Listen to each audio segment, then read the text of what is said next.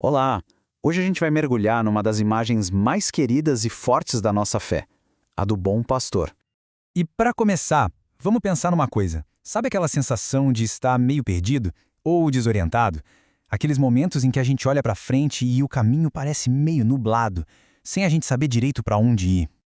Pois é, essa sensação não é novidade, não.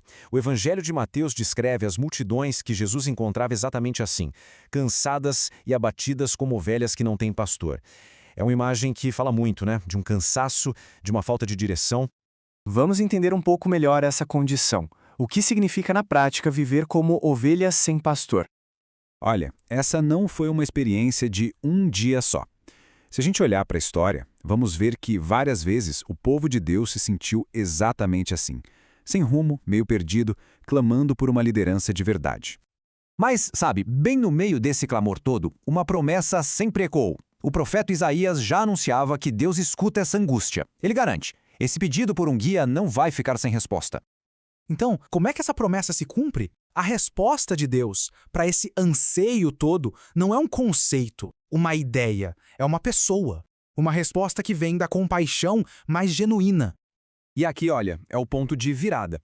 O Evangelho conta que, ao ver as multidões, Jesus compadeceu-se delas. E não é uma pena de longe, sabe? É um sentimento que vem de dentro, que mexe com ele e o faz agir.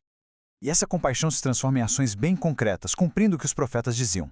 O bom pastor não é alguém que fica parado esperando. Pelo contrário, ele vai atrás da ovelha que se perdeu. Ele cuida da que se machucou, cura a que está doente. E o mais incrível de tudo, ele conhece cada uma pelo nome. Isso é cuidado pessoal no nível máximo. E essa atenção, pessoal, muda tudo, né? A gente deixa de ser só mais um no meio da multidão. São Paulo captou isso de um jeito perfeito quando escreveu: Ele me amou e se entregou por mim. O amor de Deus é imenso, alcança todos, mas chega para cada um de um jeito único. Certo. Mas e hoje? Como é que esse cuidado de pastor continua? A resposta é que a missão de Cristo não acabou ali. Ela continua, ela vive através da sua igreja. E a gente vê o comecinho disso aqui, Jesus chama os 12 e dá a eles poder. Isso é fundamental. Ele não guarda a missão só para si. Ele compartilha, ele confia a outros para que ela pudesse continuar através do tempo. E as instruções que ele passa são um verdadeiro roteiro. Primeiro, ide. É um chamado para sair, para não ficar parado. Depois, anunciai. É para levar a boa notícia. Em seguida, curai, ou seja, colocar o amor em prática, cuidar das pessoas. E por fim, o selo de tudo, dai. De graça receberam, de graça devem dar. É a gratuidade total. E essa mesma missão, acredite, continua vivinha hoje na igreja. Ela acontece através dos pastores que a gente conhece, o Papa, os bispos, os sacerdotes. Todos eles são chamados para ser um reflexo desse único bom pastor aqui no mundo. Mas afinal, o que é preciso para ser um bom pastor? São Tomás de Villanova nos dá umas pistas. A base de tudo? O amor, a caridade.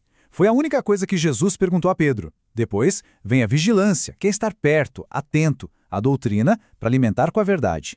E por cima de tudo, a santidade de vida, que é o que dá o exemplo e faz tudo ter sentido. Ok, vamos agora trazer isso tudo para a nossa vida de um jeito bem prático. Como é que a gente encontra esse guia, esse caminho seguro na nossa jornada pessoal? E essa é a grande pergunta, não é?